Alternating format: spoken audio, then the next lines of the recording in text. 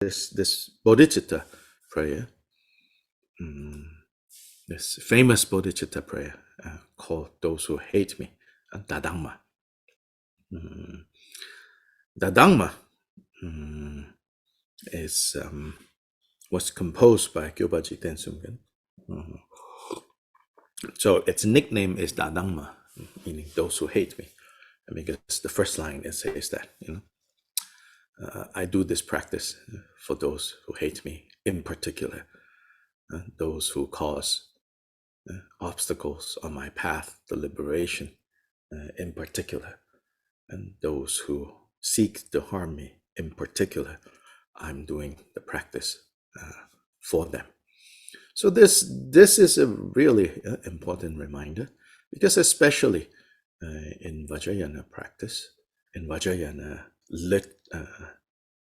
expressions, particularly those pertaining to like Dharmapala practice, and sometimes have language of like crushing the enemies, destroying the obstacle makers, all of that, and we might misunderstand, and when I say we misunderstand, I'm not saying like intellectually we misunderstand, because intellectually I think we all know, oh no, you don't do that.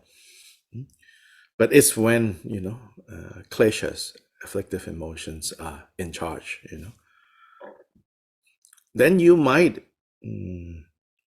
even though intellectually oh no, this is not the purpose of any of these practices, but then emotionally, you kind of hope, yes, clearly those people who cause trouble to me, and those situations involving these, especially if these imagined enemies are kind of a little abstract even, and then we think they should be destroyed, I should be victorious over them.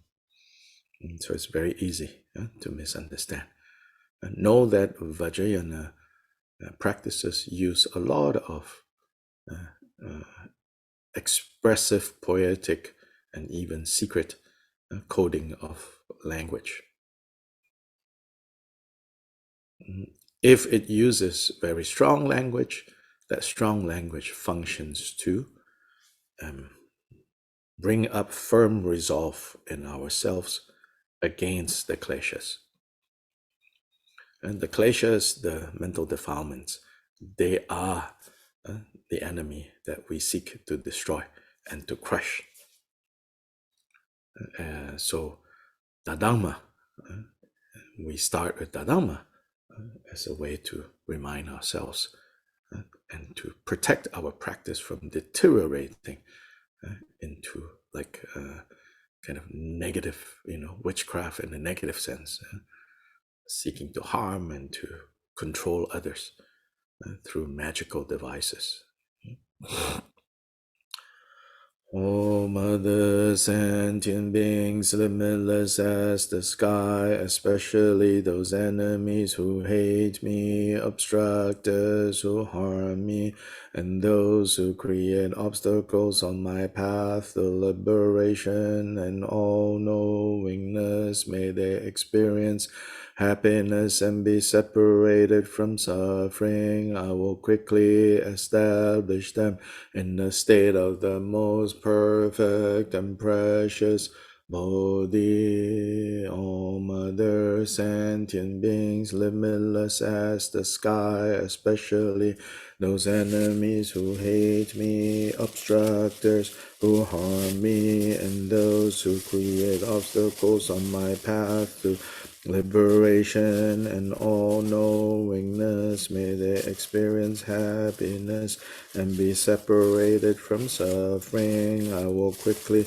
establish them in the state of the most perfect and precious Bodhi. All Mother, sentient beings, limitless as the sky, especially those enemies who hate me, obstructors who harm me, and those who create obstacles on my path to liberation and all-knowingness. May they experience happiness and be separated from suffering. I will quickly establish them in the state of the most perfect and precious Bodhi. Thus, until I achieve Buddha, I engage in virtuous deeds with body, speech, and mind. Until death, I engage in virtuous deeds with body, speech, and mind. From now until this time tomorrow, I engage in virtuous deeds with body, speech, and mind. Then we go to the opening of the Four-Session Guruyoga, the refuge and the four immeasurables in the Four-Session Guruyoga text. All mother sentient beings, limitless as the sky, take refuge in you, precious Guru Buddha. We supplicate you, Dharma Lord Buddha, protector of wandering beings. We take refuge in you, Guru, clear like Dharma Kaya. We supplicate you, Dharma Lord Buddha, protector of wandering beings. We take refuge in you, Guru, perfect Sambhogakaya. We supplicate you, Dharma Lord Buddha, protector of wandering beings. We take refuge in you, Guru, compassionate Nirmanakaya. We supplicate you, Dharma Lord Buddha, protector of wandering beings. We take refuge in you, Guru, the actuality of the four kayas. We supplicate you, Dharma Lord Buddha, protector of wandering beings, all mother sentient beings, limitless as the sky. Take refuge in you, precious Guru Buddha. We supplicate you, Dharma Lord Buddha, protector of wandering beings. We take refuge in you, Guru, clear like Dharma Kaya. We supplicate you, Dharma Lord Buddha, protector of wandering beings. We take refuge in you, Guru, perfect Sambhogakaya. We supplicate you, Dharma Lord Buddha, protector of wandering beings. We take refuge in you, Guru, compassionate Nirmanakaya. We supplicate you, Dharma Lord Buddha, protector of wandering beings. We take refuge in you, Guru, the actuality of the fourth kaya. We supplicate you, Dharma Lord Buddha, protector of wandering beings, all mother sentient beings, limitless as the sky. Take refuge in you, Guru, precious Guru Buddha. We supplicate you, Dharma Lord Buddha, protector of wandering beings. We take refuge in you, Guru, clear like Dharma Kaya. We supplicate you, Dharma Lord Buddha, protector of wandering beings. We take refuge in you, Guru, perfect Sambhogakaya. We supplicate you, Dharma Lord Buddha, protector of wandering beings. We take refuge in you, Guru, compassionate Nirmanakaya. We supplicate you, Dharma Lord Buddha, protector of wandering beings. We take refuge in you, Guru, the actuality of the fourth kaya. We supplicate you, Dharma Lord Buddha, protector of wandering beings. Oh, may all mother sentient beings, limitless as the sky, have happiness and the causes of happiness. May they be liberated from suffering and the causes of suffering. May they never be separated from the happiness that is free from sorrow. May they rest in equanimity, free from the bias of attachment and aversion. May all mother sentient beings, limitless as the sky, have happiness and the causes of happiness. May they be liberated from suffering and the causes of suffering. May they never be separated from the happiness that is free from sorrow. May they rest in equanimity, free from the bias of attachment and aversion. May all mother sentient beings, limitless as the sky, have happiness and the causes of happiness. May they be liberated from suffering and the causes of suffering. May they never be separated from the happiness that is free from sorrow. May they rest in equanimity, free from the bias of attachment and aversion.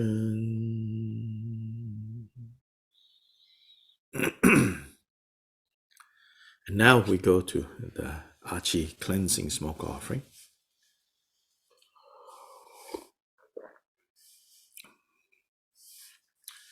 We were doing this practice in these weekday practices when we were going over the commentary on Gongchik by Genpo Kunbel. So we have done this practice as a group for a long time.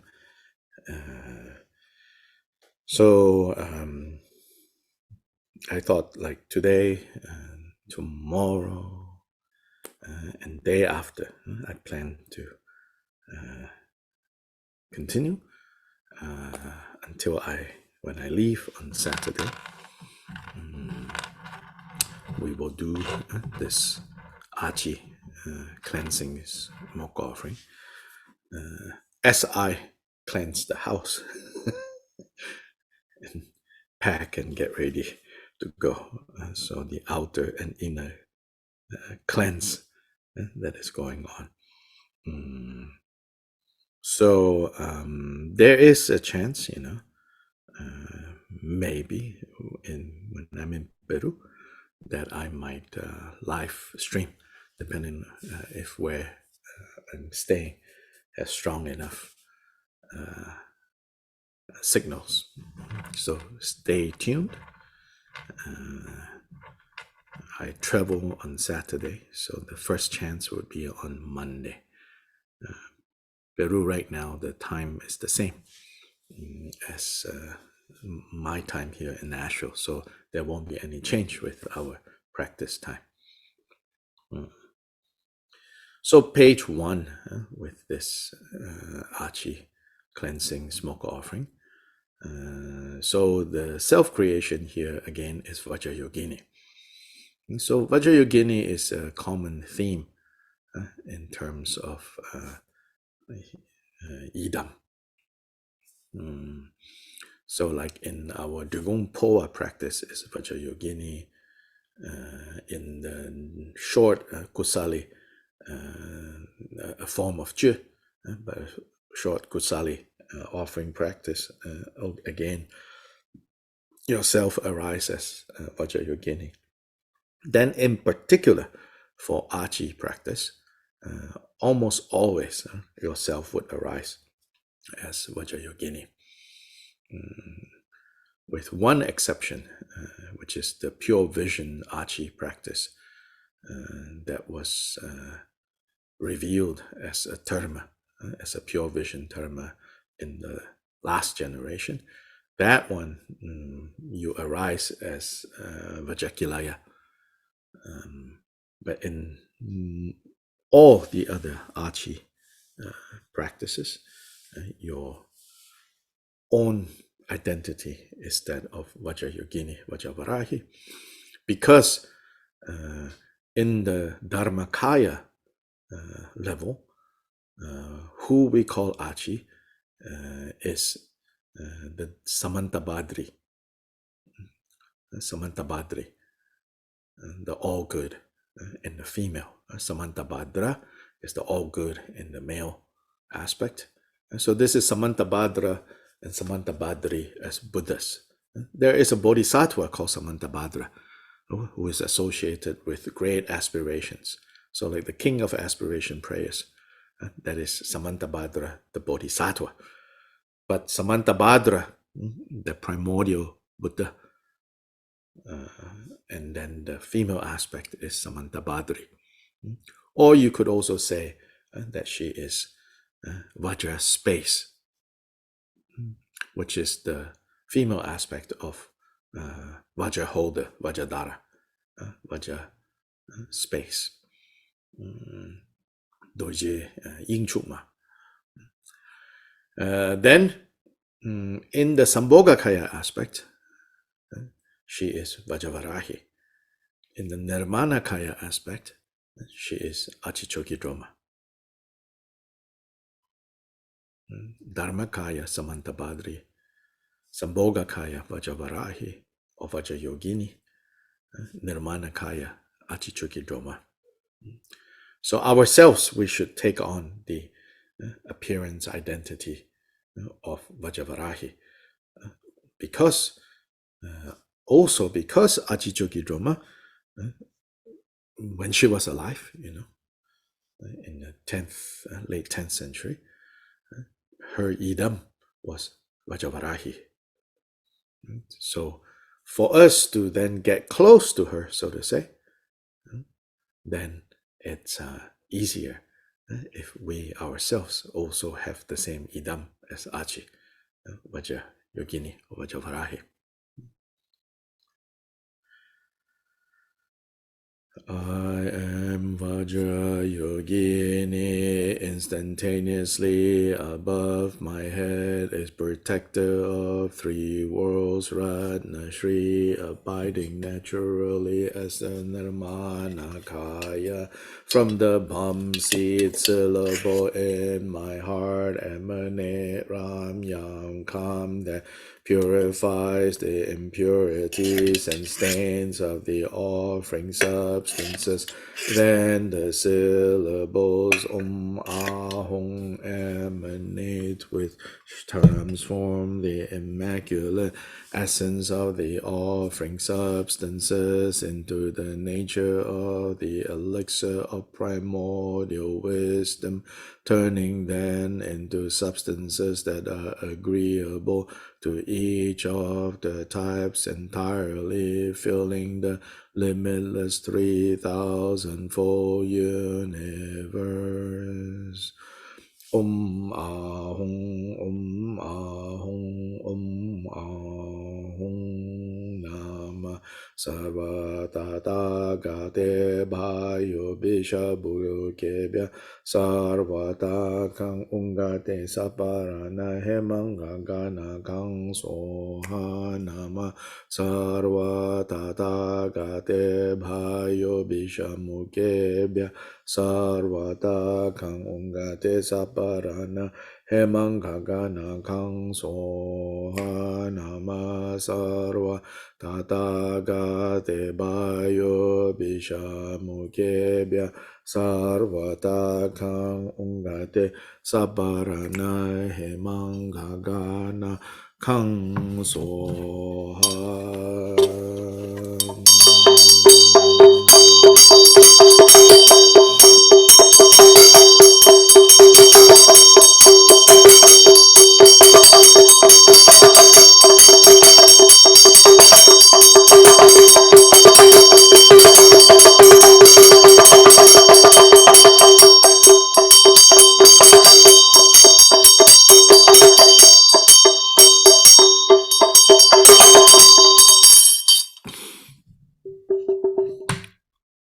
You could also use symbols, little symbols for this music.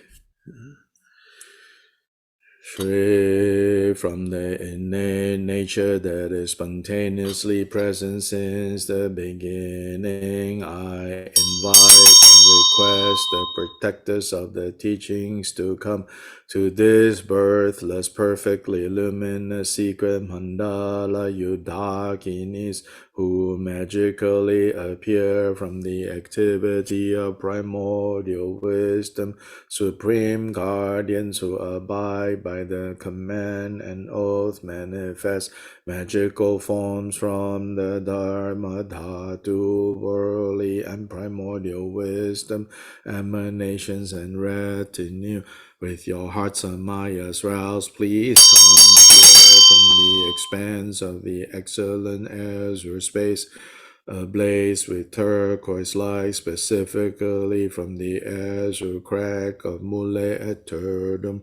Great Elder Sister Achi Nanangza, please come here to take all venomous enemies and obstructors, magical apparitions of elusive forms, emerging from the sphere of primordial wisdom, Mother Deity's exalted activities, wisdom, samaya, and magnetizing, guardians of the conqueror's teachings, each according to their own type, retinues of pacification, enrichment, magnetization, and destruction, cries of longing, yogins calling out like a dragon's roar with welcoming substances, silk ribbons and hands beckoning. I bring forth offering clouds of cleansing smoke, an ocean of elixir. Due to your samayas, come here to this place of unsullied samayas. Samadha.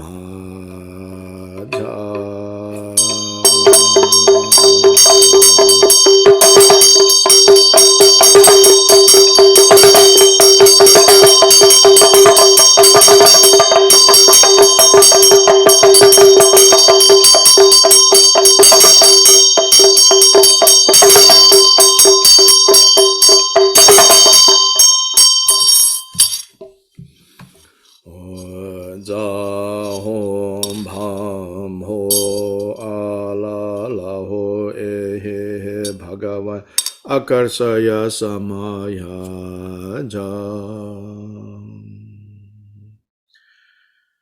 Free Goddess Lady of Space, along with your entire retinue, please be seated, each according to your like. I bring forth oceans of offering clouds, both physical and visualized. With devotion I praise and pay homage with body, speech, and mind.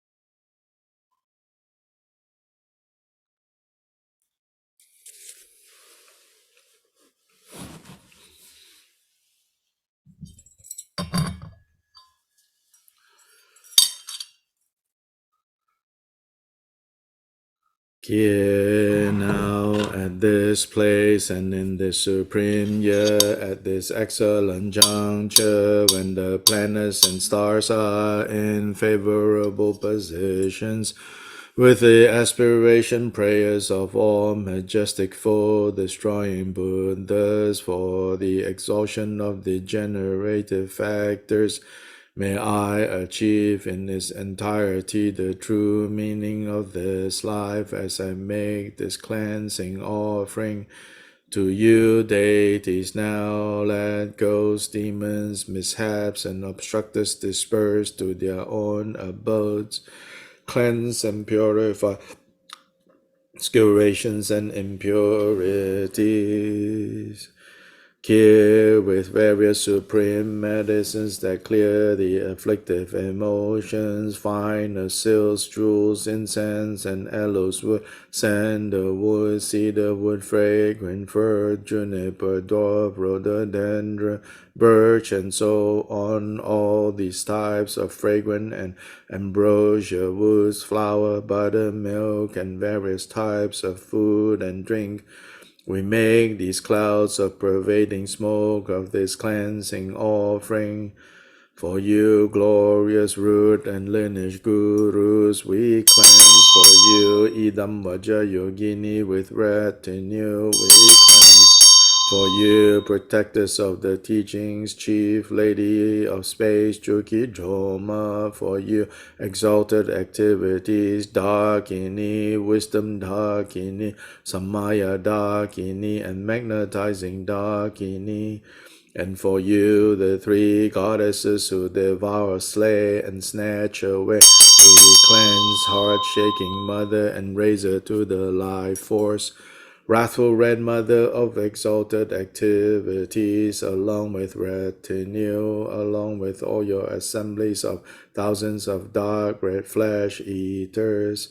For all you matrikas and dakinis without exception, we cleanse. For you, the powerful Lady Tashi sitting of the supreme crystal tresses of the Himalaya. For you, goddesses of the four families, the five sisters, consort and retinue, and you 12 Dharmas, along with your retinue, we cleanse. So that the going gods and the multitude of family guardians, the guardians of the precious teachings of the Kagyu, and oceans of sworn guardians protect us, the Samaya keeping yogins, we offer this cleansing.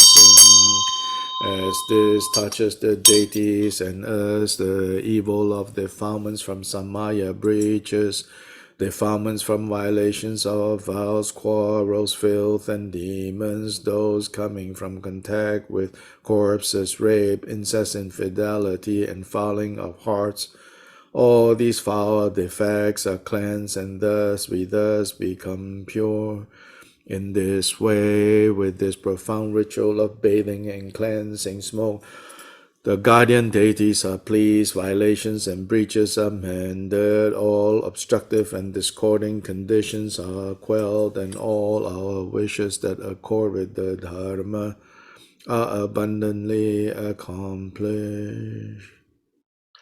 Here now with lofty praises to the guardian deities, glory to Chokidoma with these outer, inner, and secret support substances, glory to Chokidoma with these various desirable offering clouds, glory to Chokidoma with music of devotional songs of praise, glory to Chokidoma with mantras, mudras, and samadhi. Glory to Chokidoma, superior to the pinnacle of cyclic existence. Glory to Chokidoma, brighter than the sun and moon. Glory to Chokidoma, good as wish-fulfilling jewels. Glory to Chokidoma, full like a summer lake. Glory to Chokidoma, to spread the never-waning teachings of Buddhas. Glory to Chokidoma, to guard and fulfill the ultimate accomplishment of disciples. Glory to Chokidoma, may the guardians and humans not be separate.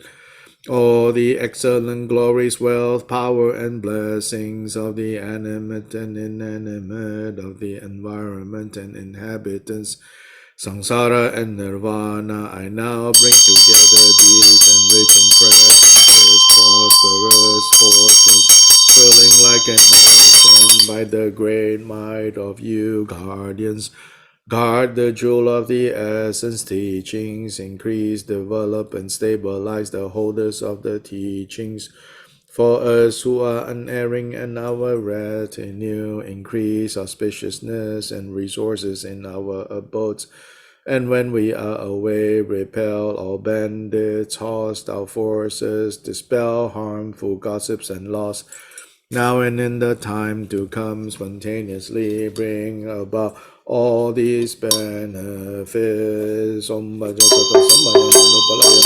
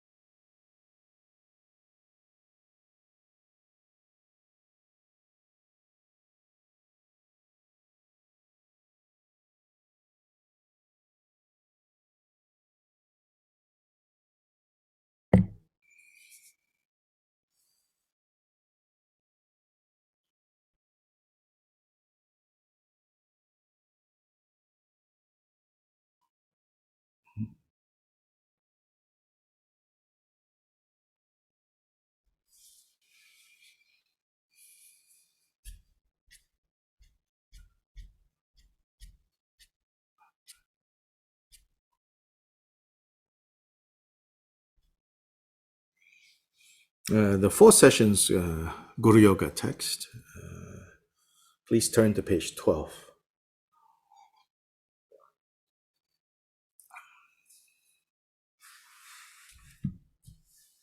The PDF text. I don't have my becha. I'm not sure what page.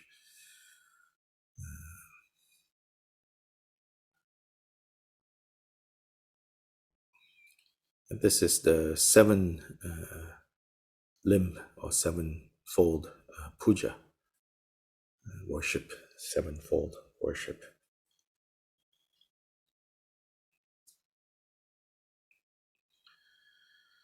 I respectfully pay homage with fierce and longing faith of the three types to you, glorious Guru, Lord of the four kayas. With my body, speech, and mind, I make offerings of all these established things, outer, inner, and other, the one who offers that which is offered, and the act of offering are indivisible in essence. This being so, I make this offering of the great single taste, free from elaborations. Grant me the accomplishment of effortlessness. I lay bare the impairments and breakings of the vows of the three vehicles, and rejoice in your liberating deeds. Please turn the wheel of Dharma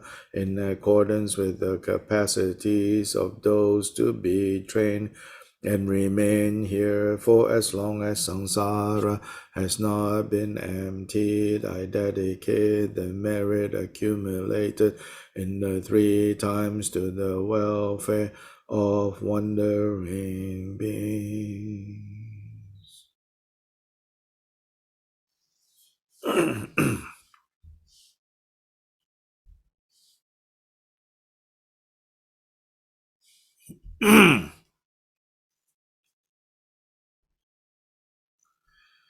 Yes, so now we continue in the life story of Gyalpa Jikten Sumgön.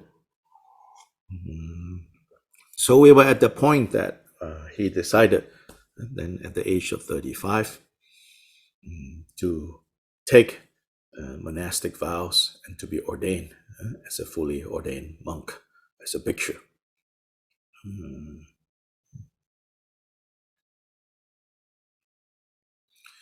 And so here in His Holiness's biography, it says that, after Gyalpa Jikten Sumgön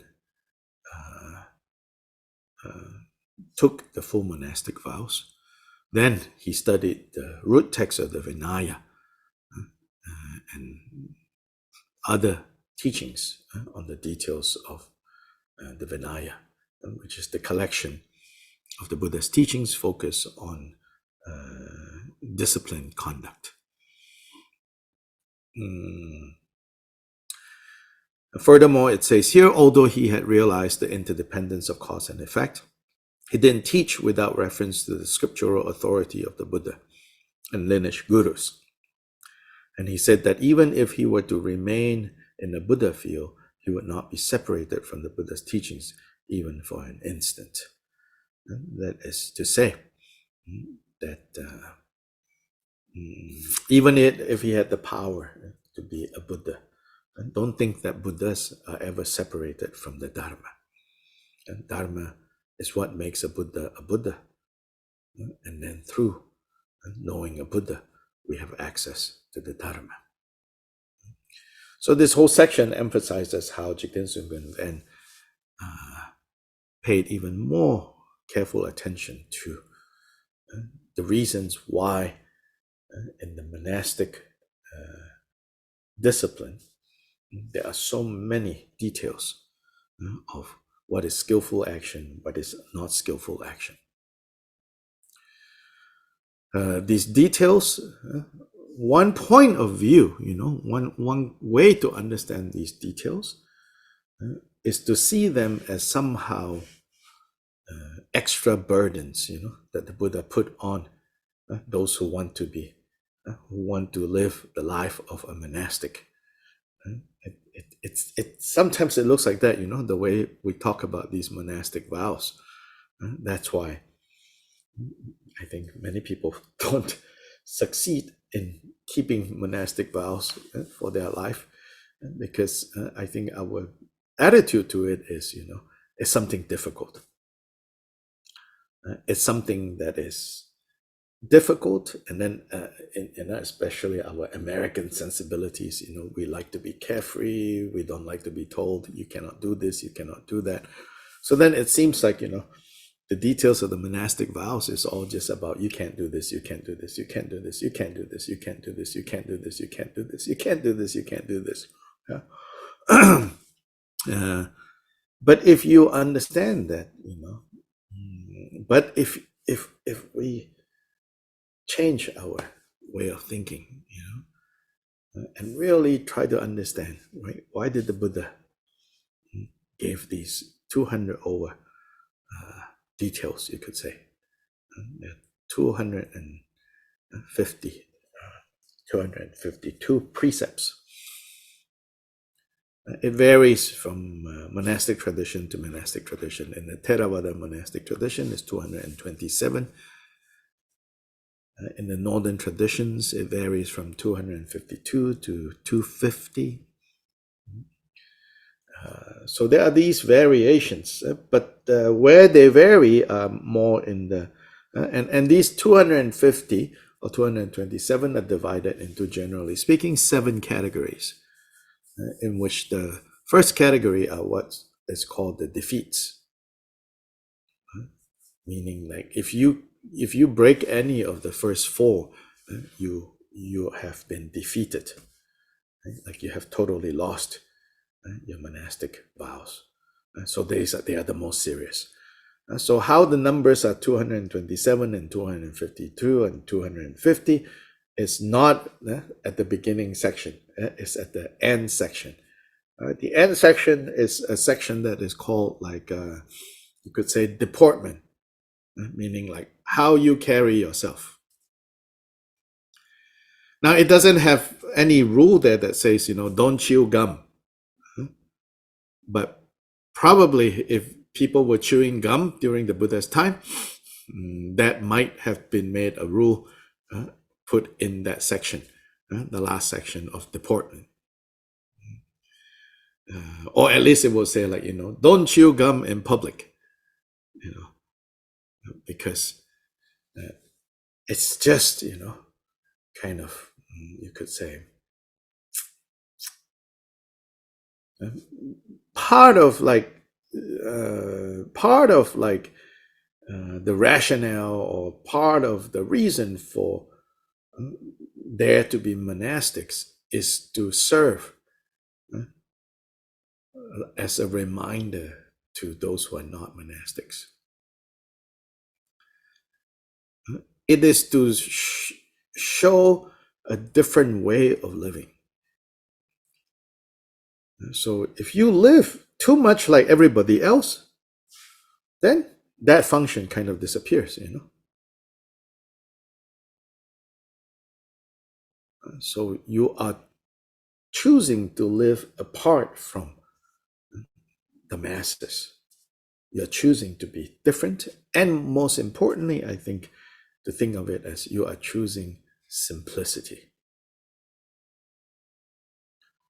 Then you say, well, 250 rules, that's not simplicity. But if you pay attention to the 250 precepts, they completely simplify your life.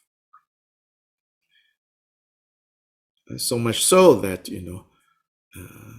one time this famous forest monk Ajahn Chah was interviewed by a journalist from the city. And so the journalist from the city says, so I have heard that in the forest tradition, one of the most well-known things about monks who live in the forest and live according to the forest tradition is this tremendous emphasis in the forest tradition on the observation of all the 227 rules. So even in a Theravada country like Thailand, which generally is known and recognized for their monks, for people having high regard and also high standards for their monks. Even there, it is not the case that, everybody follows the 227 to the letter. It might be like we follow it to the spirit, not so much to the letter. But famously, the ones in the forest are the ones who follow it to the letter. So then this journalist wanted to ask Ajahn Chah and said, it must be very difficult, to follow these 227 to the letter. Because these rules, right, in some ways they arose in India, and maybe especially in the Indian context and back during the time of the Buddha, people understood, why these rules. But when these rules kind of came to a different culture, understandably, people are like, I don't know,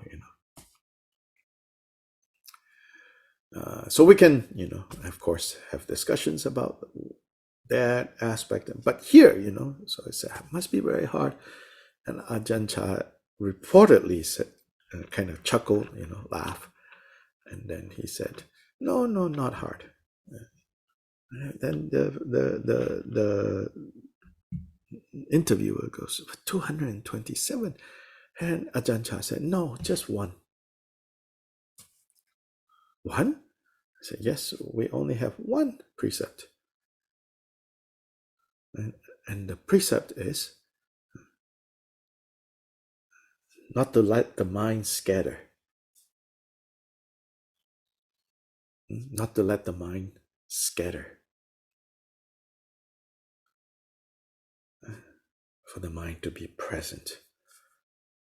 So once you understand that all 227 is geared towards not letting the mind scatter, not letting the mind get dragged around by temporary changing, shifting conditions, then you understand, so all the 250, 252, 53, 227, They are all details for helping us to not let our mind become scattered. Another way to put it is to establish mindfulness. Not mindfulness in the secular sense, oh, appreciate everything, oh, eat your food and taste all the different tastes, I mean, that's probably good for some people to learn how to slow down and take time to breathe, all of that, I'm not saying, but that's not, Buddha is not a lifestyle improver, Buddha taught to destroy samsara, so to say, to put it in kind of like shocking terms. Buddha's goal is to destroy samsara, not beautify samsara.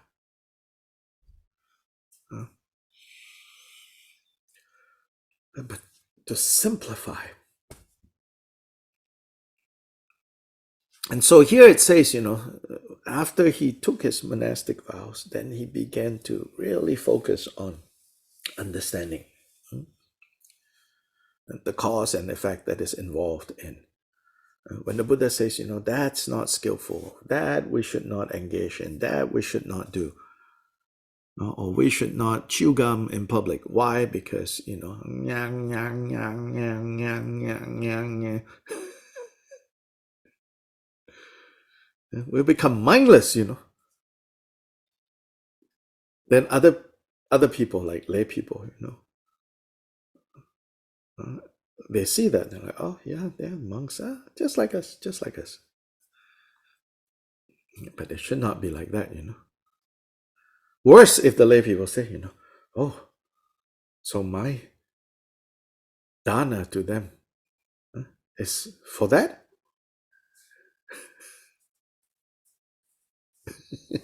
Nyang, nyang, nyang, nyang, nyang,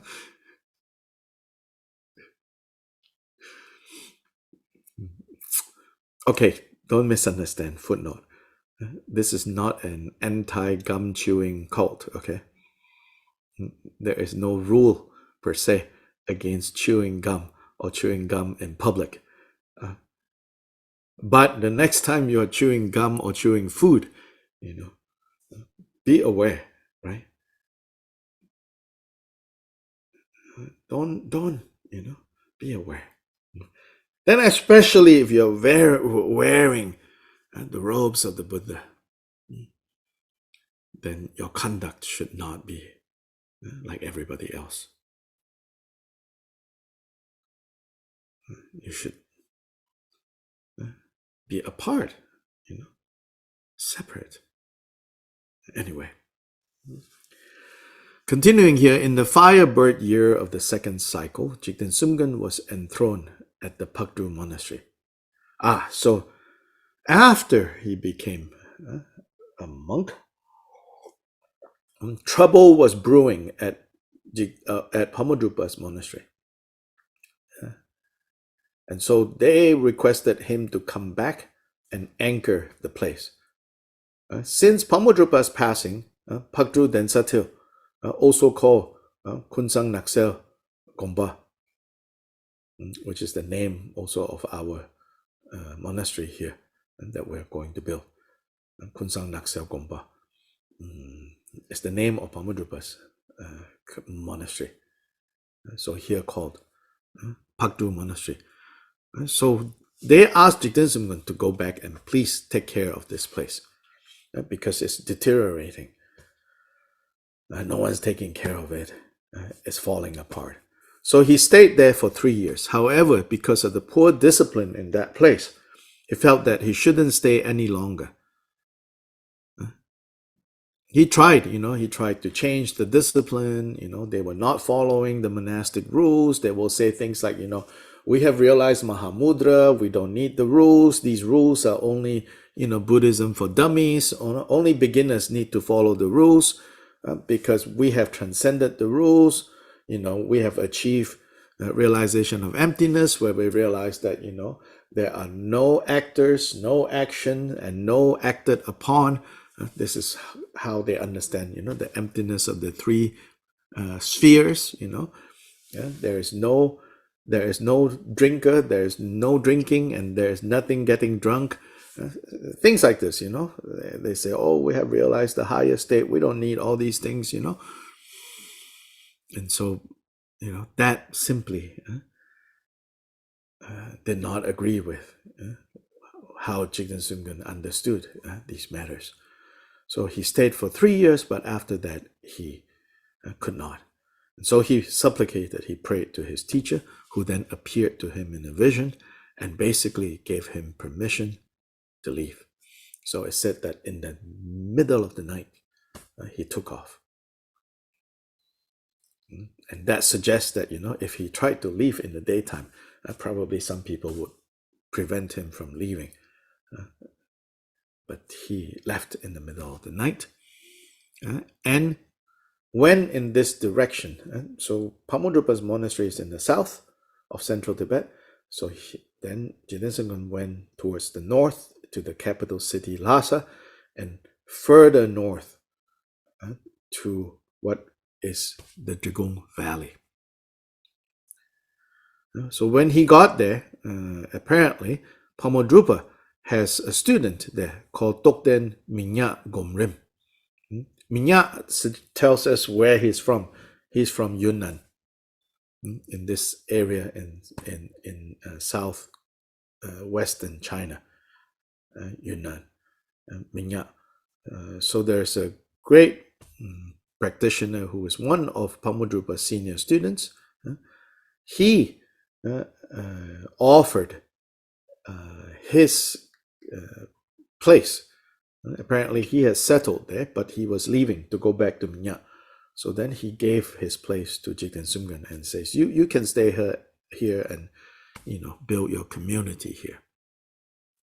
So eventually Jikten Sumgön built a residence there, an assembly hall, and a temple for the protectors with images of silver along with many other buildings. So then bit by bit, slowly, these buildings started to mushroom, to grow.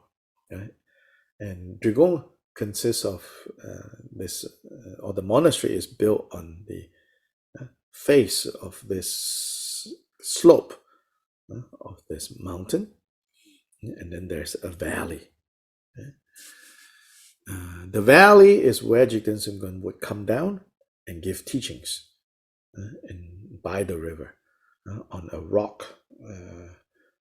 seat. There he would teach, the students gathered. Up is where they have their caves and huts, individual caves and hut, where people would be in their own space practicing. Today there is a big assembly hall, Dharma Protector Hall, various buildings up there.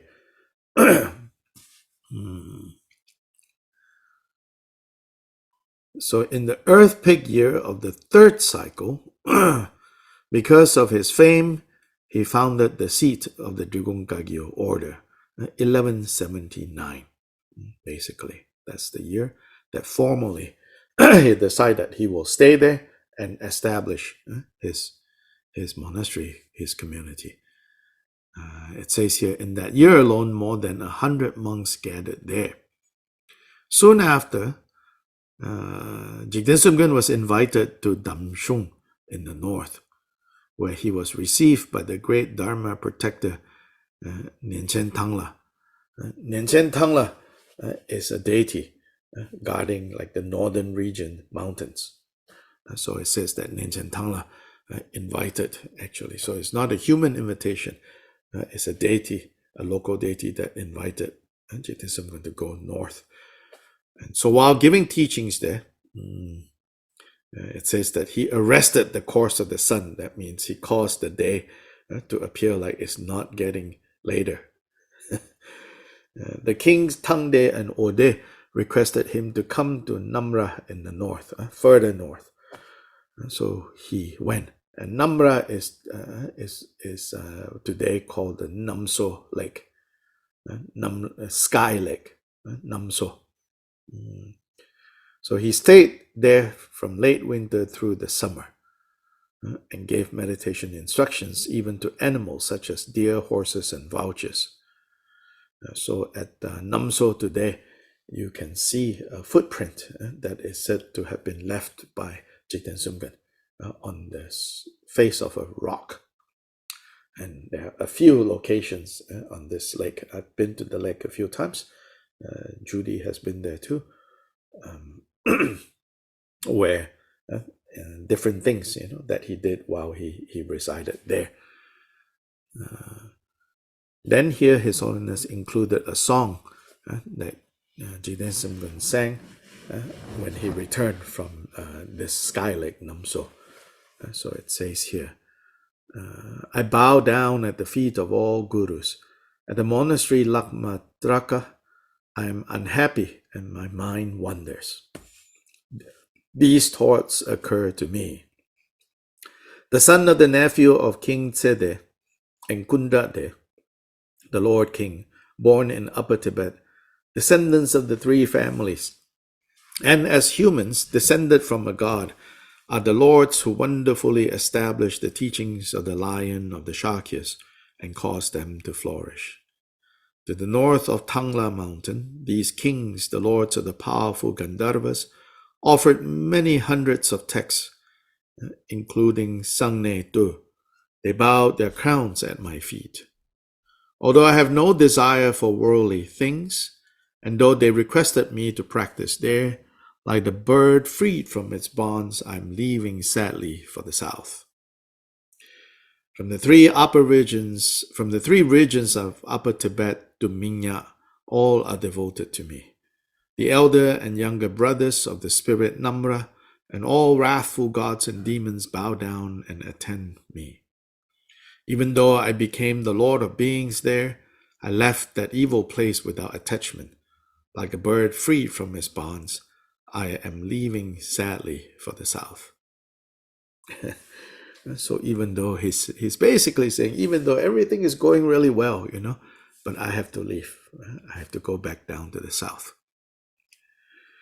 In the country of those Dharma kings, many thousands of disciples cultivated the mind of supreme enlightenment, cultivated bodhicitta, establishing their own and others' benefit through the practice of the 6 paramitas, giving up the defilements of non-virtuous actions, and obeying whatever I commanded. Many disciples who are proper vessels are overpowered and tightly bound by the demon of mental afflictions, so the Mara of kleshas. Each year I freed hundreds from such childishness.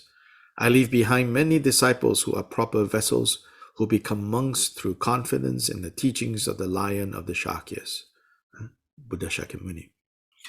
Like a bird freed from his bonds, I am leaving sadly for the south.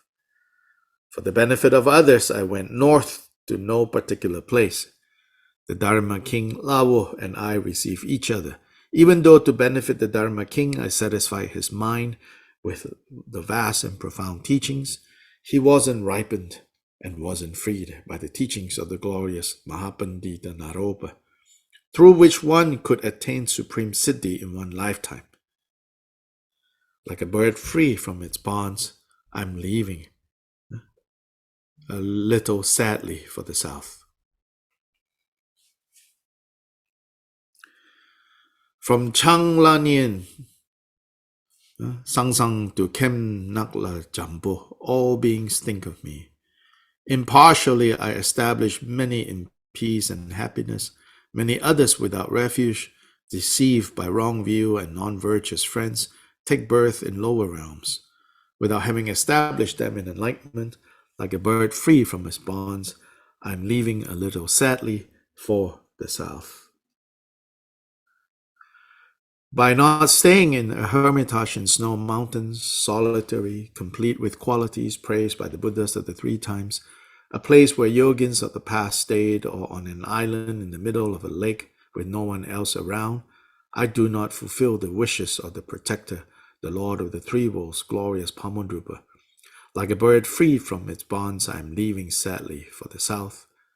Innate self-awareness is the supreme seat of all the Buddhas of the 3 times, a completely solitary place held by yogins of the past, and especially by the precious Guru. without having established the qualities of the three bodies, like a bird freed from its bonds, I'm leaving sadly for the south. Nianqian Tangla Yerla mountain is like a great giant lion leaping into the sky. This is the monastery for the master yogin who cuts attachment to this life. Without having continued in this place, in the experience and realization of the practice of non-duality, like a bird freed from its bonds, I am leaving sadly for the south.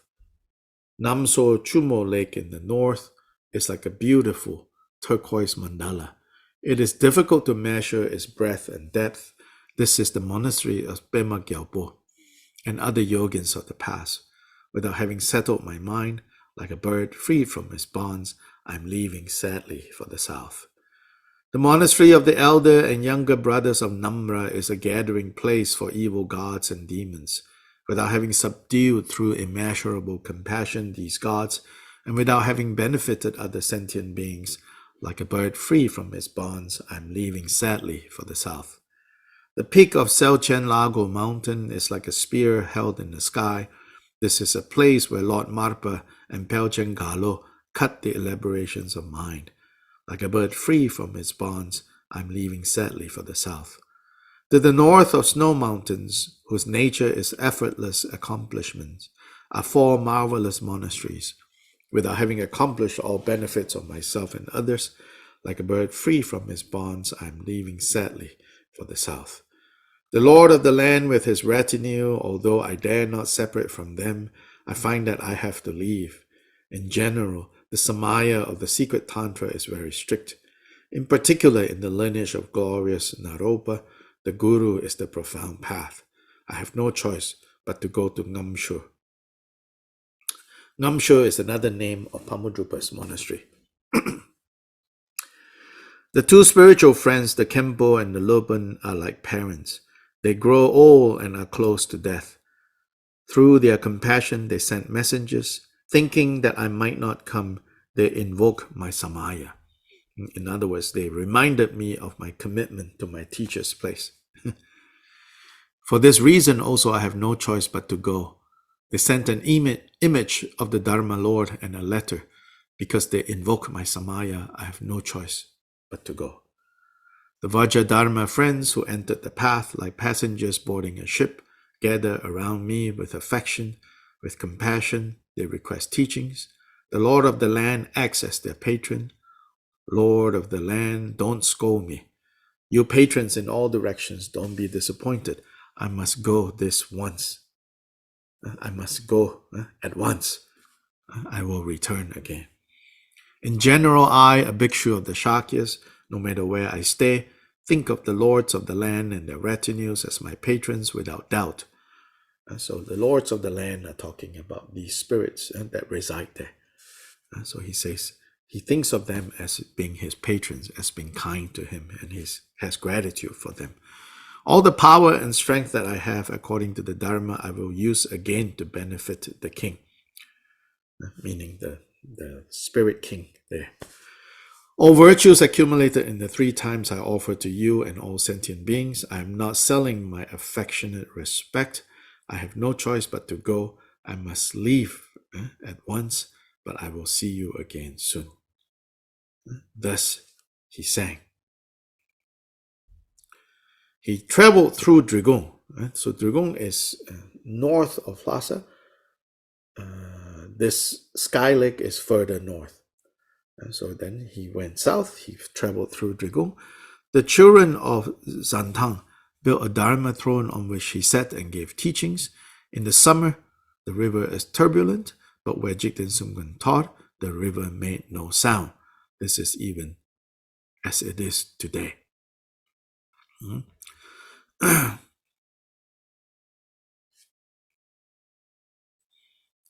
Yeah, so this is talking about in Drigung Til, where the monastery is and where the valley is. By the valley, there is a very busy, there's a river. But he says that, that especially in the summer, this river is very active, lots of water. But whenever he taught, the noise of the river would calm down so that his students can hear him.